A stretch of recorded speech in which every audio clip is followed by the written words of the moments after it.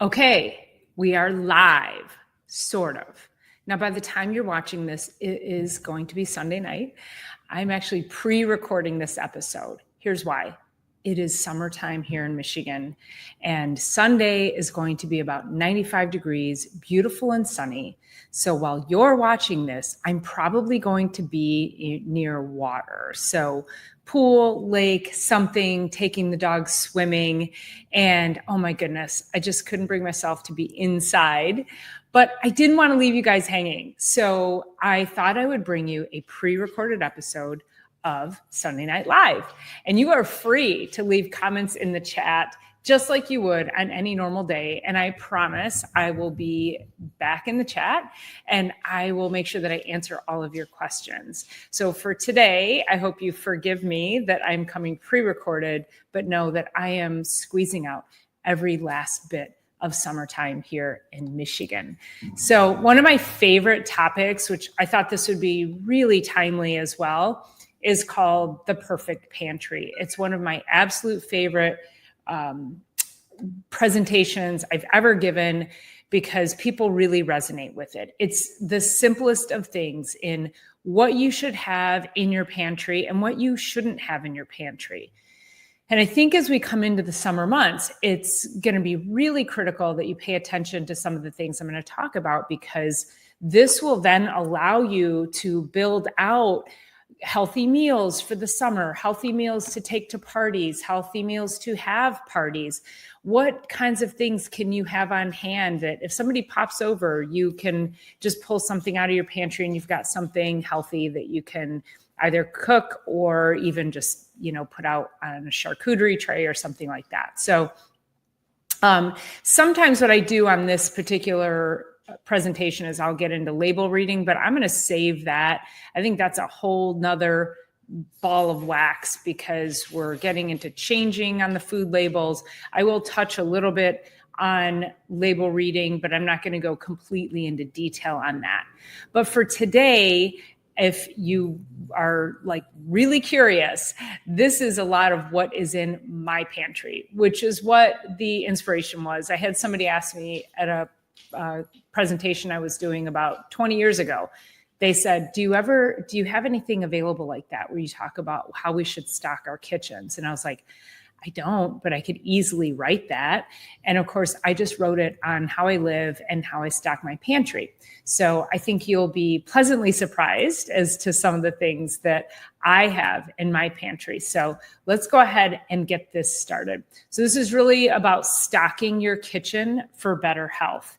And you always want good, healthy things on hand, because if you stock your kitchen with things for poor health, then you're going to then backslide. And I know I have on here, one of the goals is to inspire you to read the food labels easily. Like I say, we're not going to go deep into food labels, but I am going to talk a little bit about that. So yes, I want you to be able to pick up a label, be able to read it and decipher it very quickly.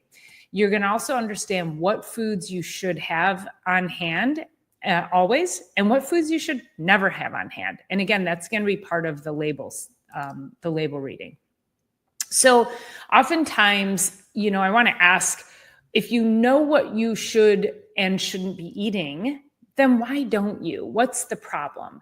And so some people, it's just a simple willpower, but some people have food addictions. Some people have food allergies and sensitivities that feed into addictions, chemical sensitivities, hormonal imbalances, insulin resistance, low self-esteem, and you've tried before and you failed, so you kind of just give up.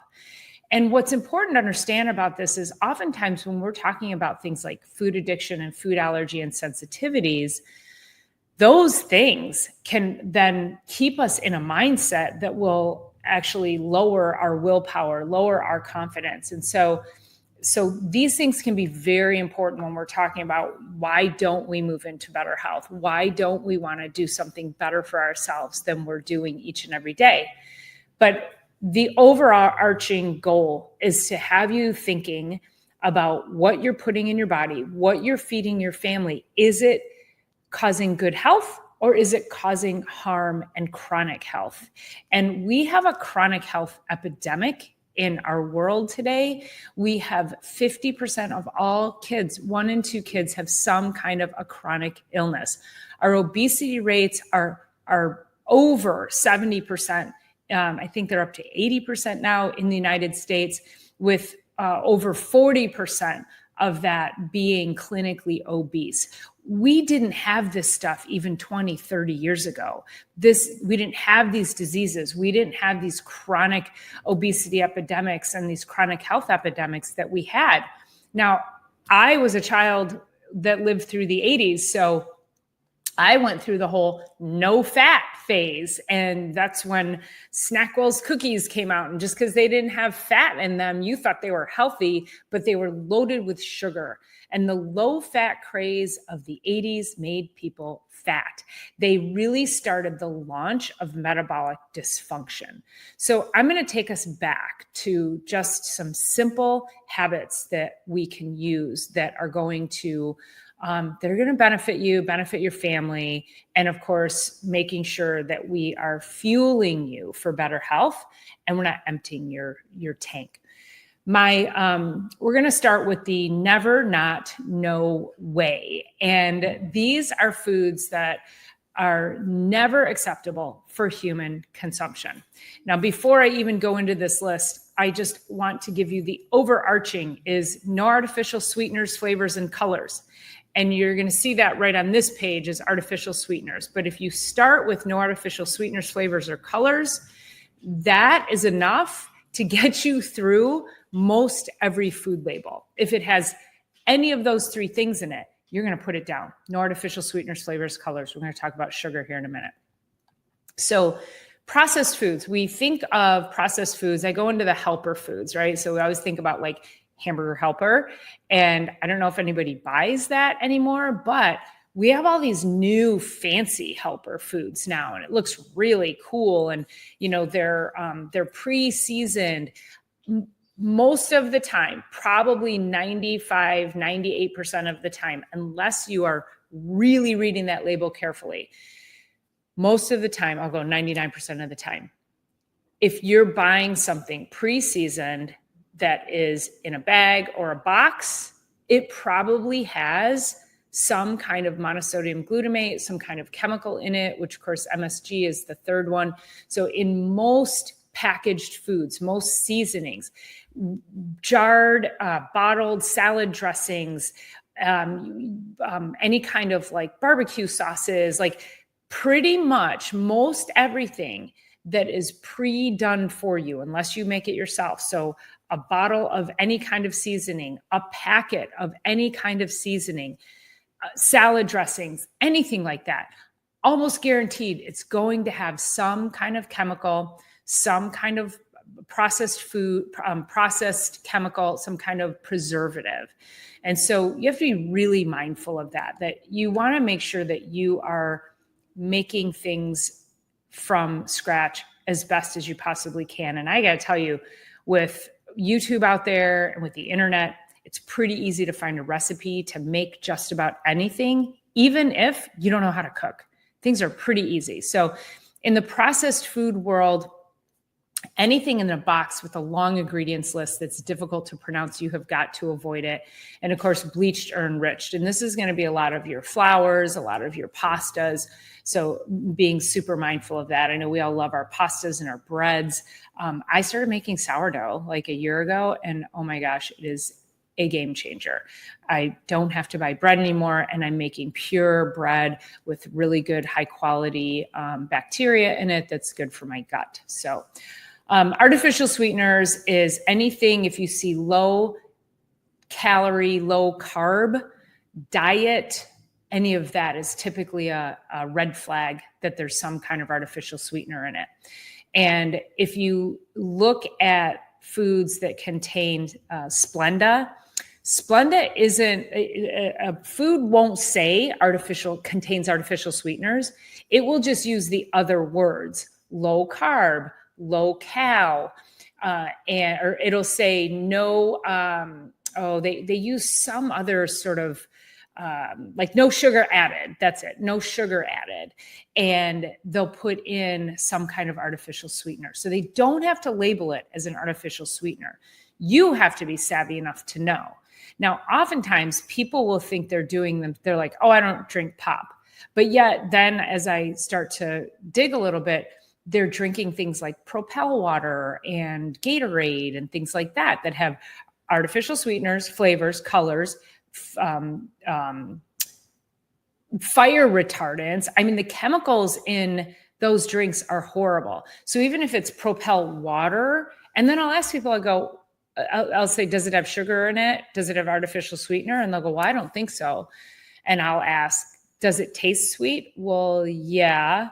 Okay, then it probably has sugar or artificial sweetener in it. If it tastes sweet, it's adulterated. So don't be fooled. Let's go on to the next slide. So more nuts, high fructose corn syrup. We're seeing less of that. That's being pulled out of a lot of the foods. Hydrogenated oils are still in some foods. That's also being pulled out, but it still exists in some of them.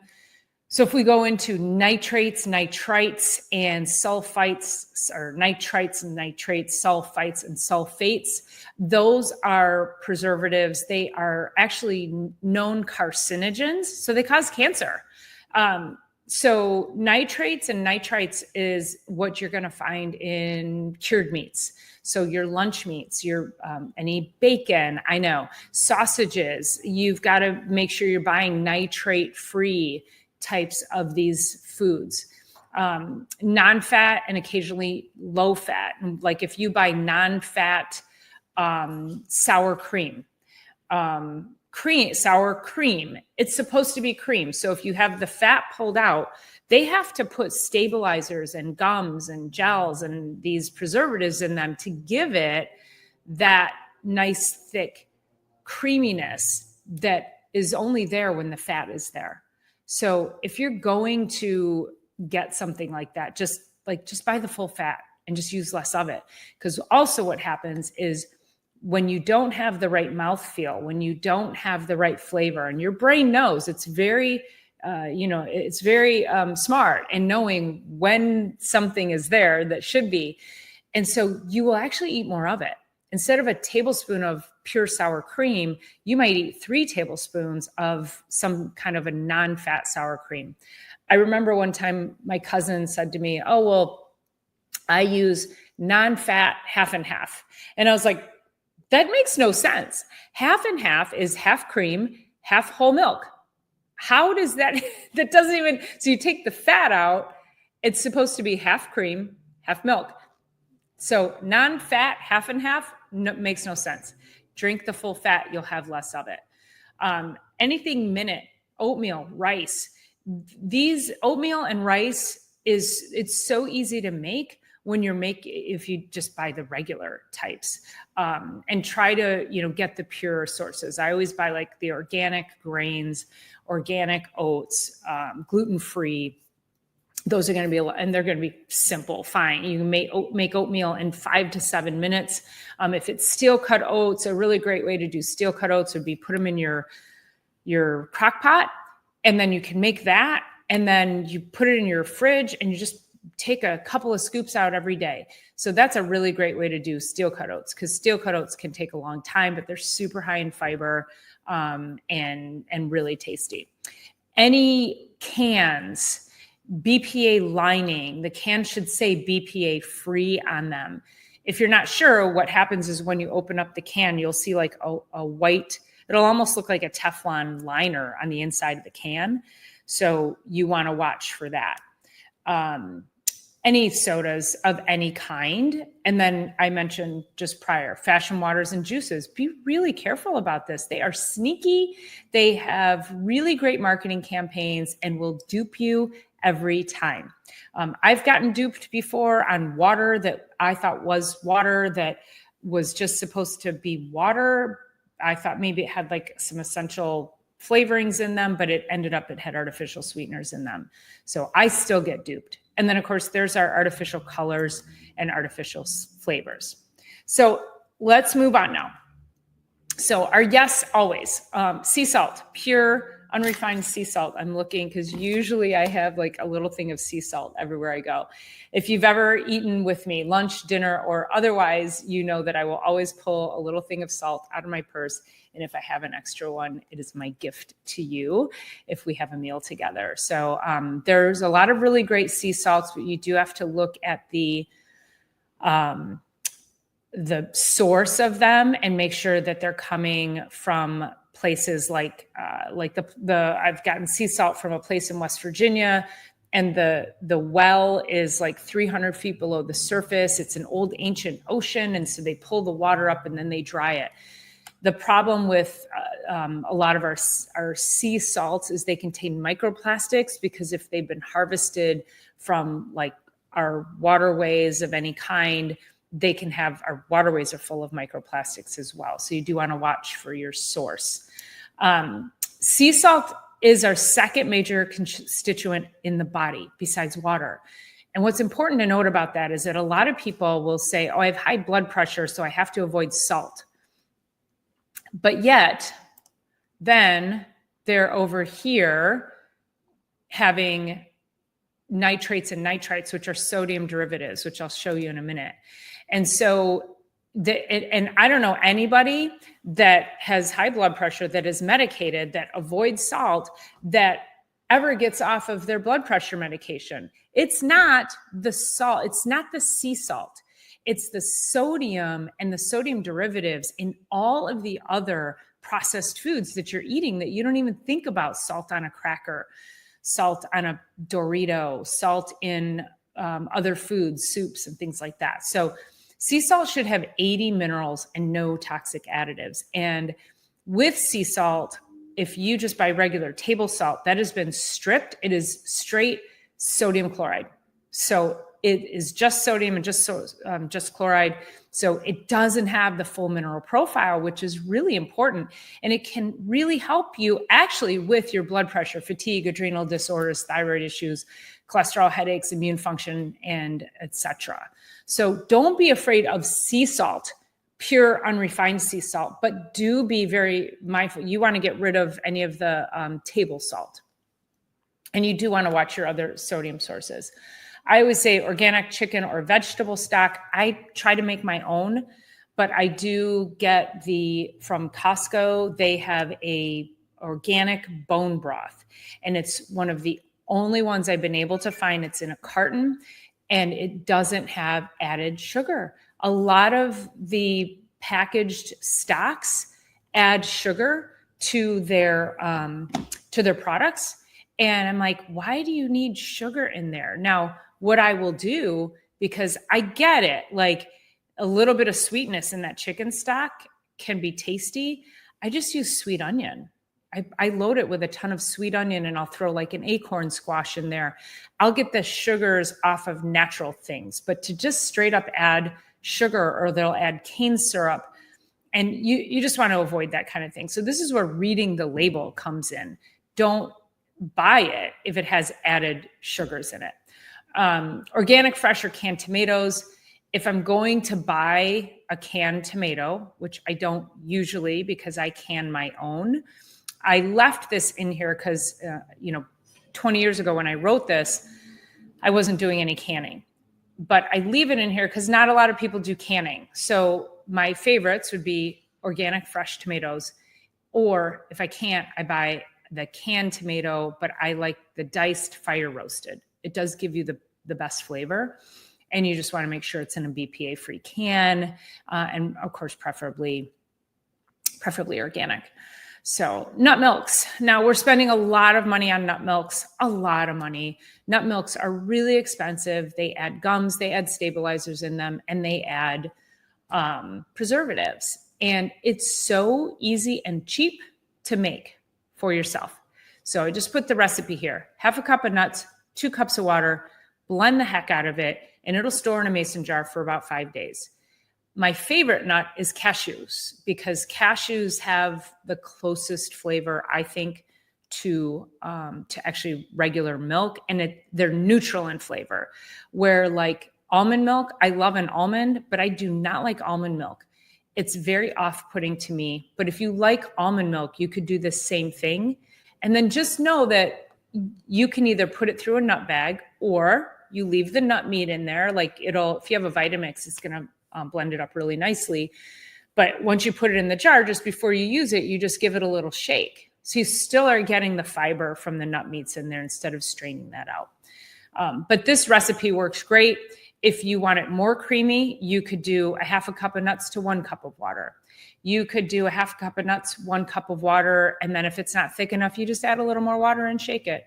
But you could do this with any nut. And I encourage you to make your own nut milk. It's so easy. It is so much cheaper than what you're going to spend in the store on the pre-made nut milks with all the preservatives in them.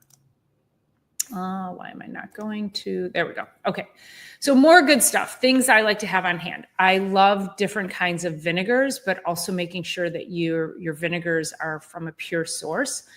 I usually buy my vinegars from a place called Old World Olive Press. I do know they ship. So that is here in the US. So if you like something like that, I'll have a link below and you could probably just go to their website and have it shipped to you. I don't know if they ship out of the country. But vinegars of any kind. And again, like some of your local stores will have good high quality vinegars. Your vinegars should not have a label.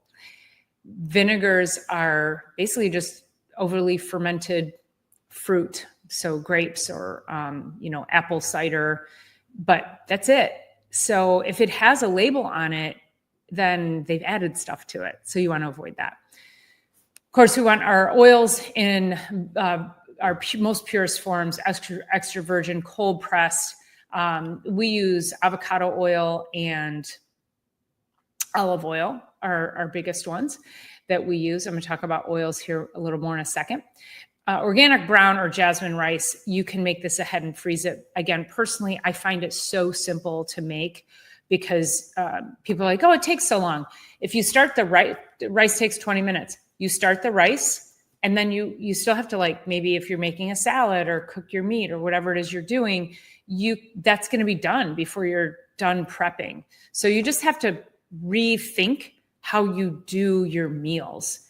The things that take the longest should be done first.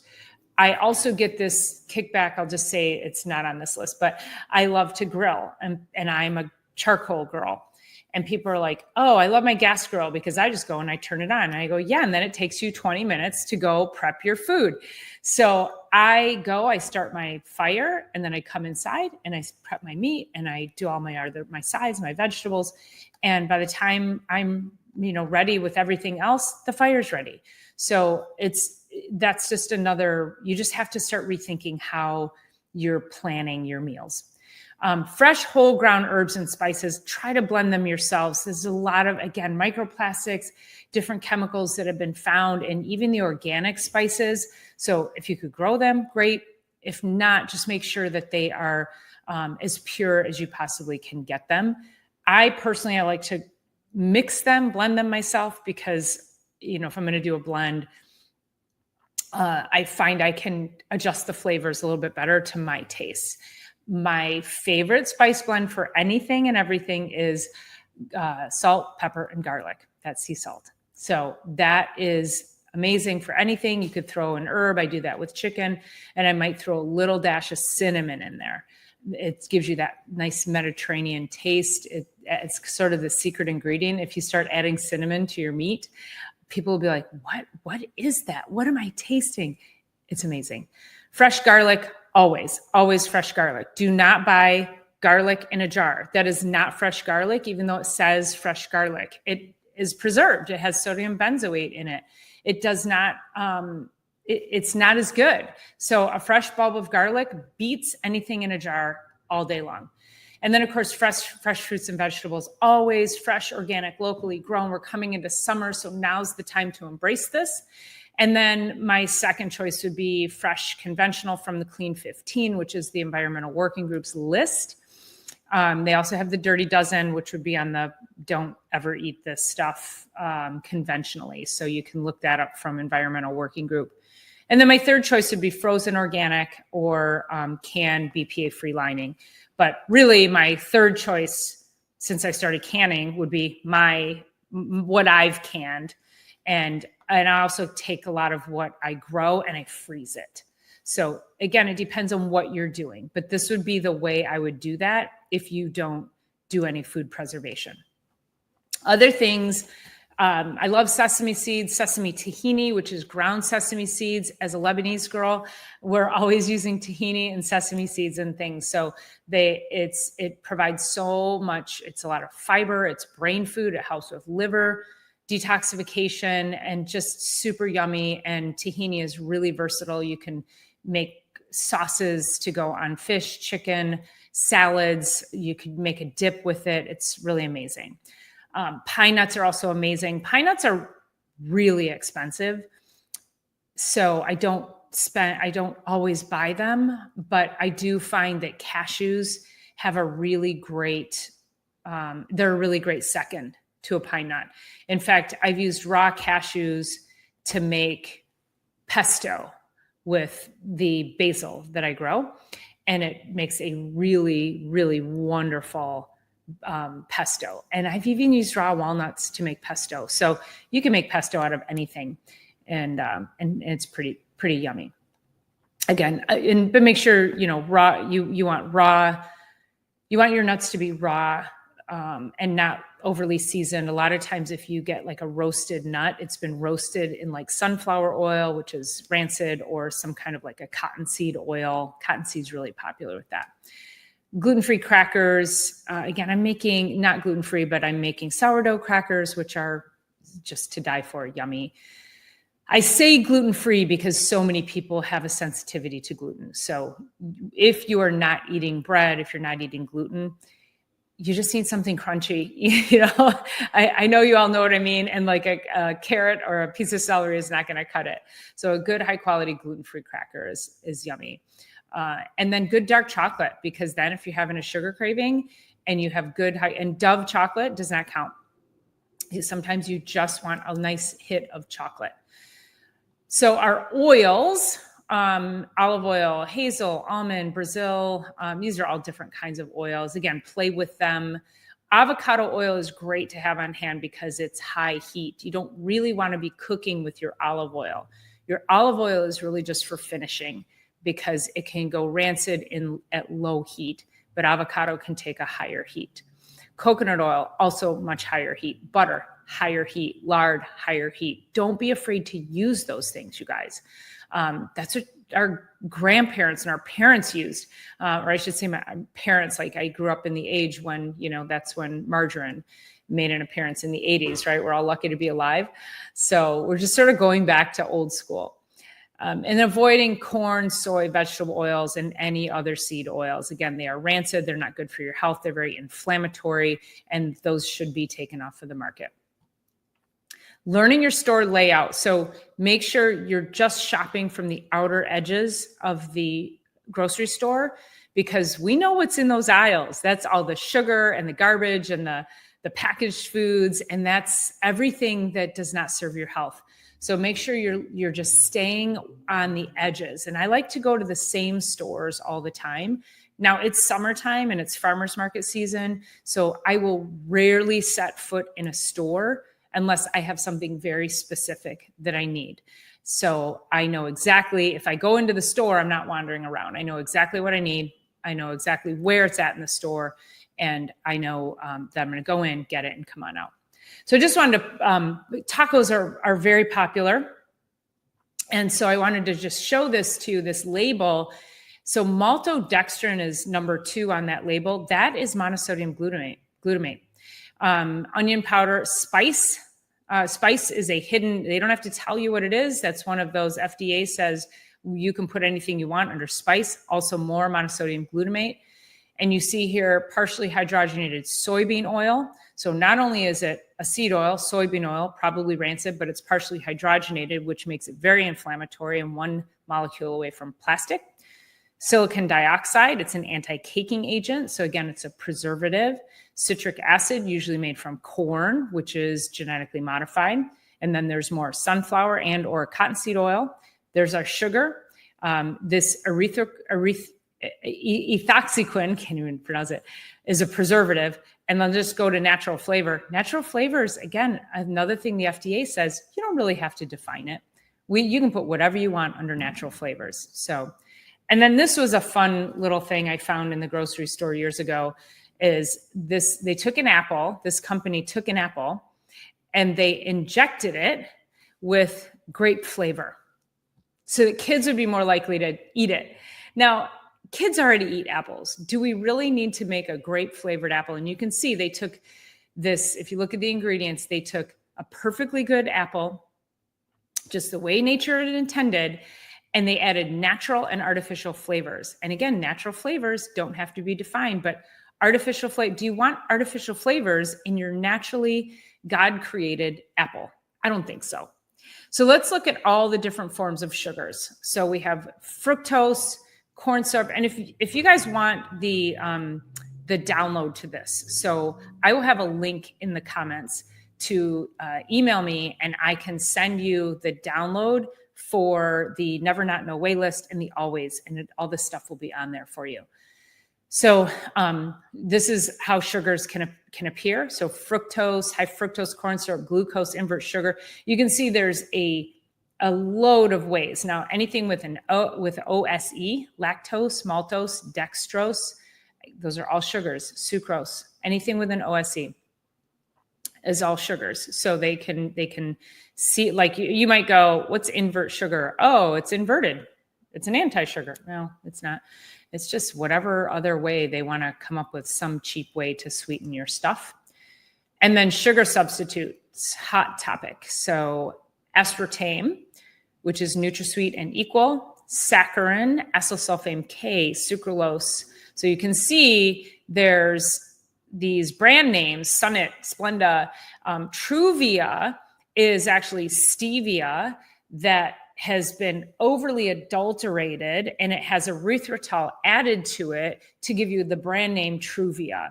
It is just as highly processed as anything else, and I would avoid it 100%. If you can get 100% pure organic stevia, that's what you want, just in granulated form, in powder form. I don't even know that I would buy the liquid form because they put alcohol and oils in there. And then, of course, anything with a TOL, maltitol, erythritol, mannitol, xylitol, and sorbitol, those are sugar alcohols well known to have severe digestive upset. So if you're drinking something or eat, they're very popular in bars, in like low carb bars, no sugar added bars, diet bars.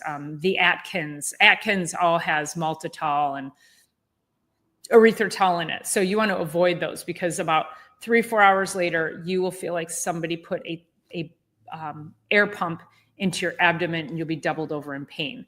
And if you're hearing this and you're like, oh my God, I have that pain every day, I could never connect it, because it happens hours later.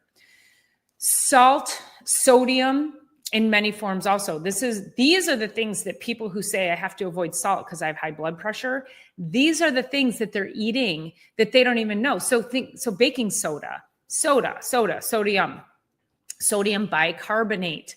So if you're eating baked goods, you're eating a cracker, that you're eating, anything made like bread, anything like that. So you can see there's our monosodium glutamate. So MSG in all its forms. And I encourage you to go and Google monosodium glutamate and all its forms. And it's an exhaustive list. Sodium sulfite, nitrate, benzoate. You guys, most of these things are carcinogenic, which means they cause cancer. So this is where your label reading comes in handy. You want to avoid it at all costs. Next slide. I don't know why my slides aren't coming up here for me. Oh my goodness. Where is hold on, let me take this down, bring this back up. We got something happening. All right. So I think that was, unless I can get this to sodium. There we go. Okay. So this is, I believe we're just about the last slide. So these are other types of additives, other types of ingredients that are pure chemicals that are allowed in our food system. So BHA and BHT, again, it's an oil, prevents oil from going rancid, and it's a preservative in everything from our body care products to our foods, and jet fuel, and it's jet fuel, and this should be a comma there, embalming fluid. So potassium sorbate, sodium benzoate is really rampant in most of these processed foods. And then there's sodium nitrate and nitrite, ammonium sulfate. So you can go down this list. I picked something up the other day and I was like, oh, this looks good. I think I'll get it. I forgot what it was now. And it had titanium dioxide. And I was like, what?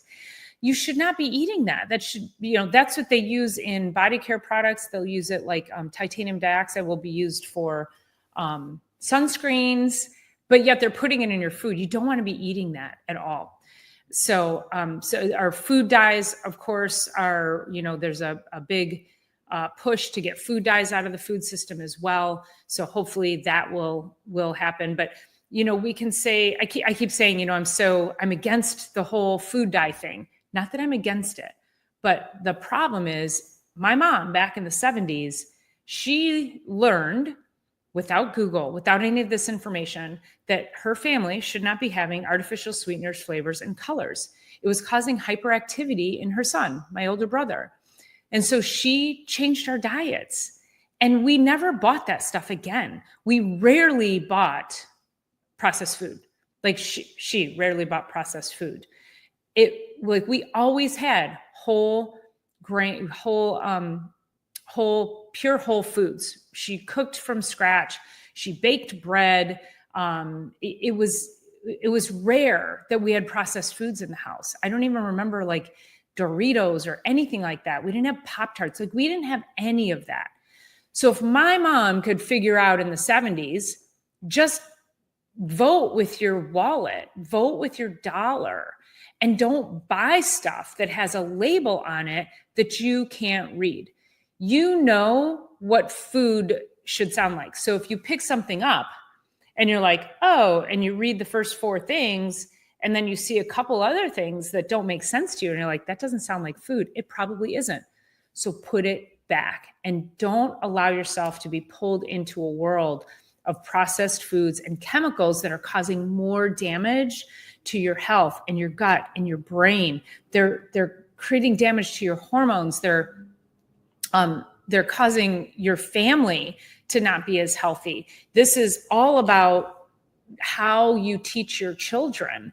And I keep saying that, like, if my mom hadn't done that when I was a kid, I don't know where I'd be today. Like, she set that path for me. And that's why I'm here. And that's why I have such a passion for it, because I really want you to have the best for you, to have the best for your family. And if we can make it as simple as just vote with your dollar, when you see a label like that, you just put it down.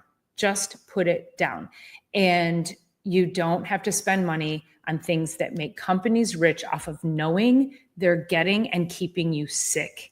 So this is really the big harm to humanity that's happening, is that it's keeping you in a cycle. It's keeping you in a loop of sickness and illness. And that is not a place for you or your family or the future of your children. So, all right. So that is it. That is your perfect pantry. I hope you guys liked that. Again, I'm so grateful for you being here. If you're still tuned in, make sure you click that link in the show notes and I can send you my list, my free download that tells you what to have and what not to have. And you will love it. And you can share that with friends or have them email me and I can send that out to them as well. In the meantime, if you are not subscribed to the channel, make sure you are subscribing and tuning in each and every week as I go through all the different things about the insanity that's in the world and just trying to decipher it all for you and help you navigate through some of the craziness. So, all right, you guys, I hope you're enjoying your summer. I know as you're watching this, I'm enjoying mine. So thanks again for being here, and I will see you on the next one.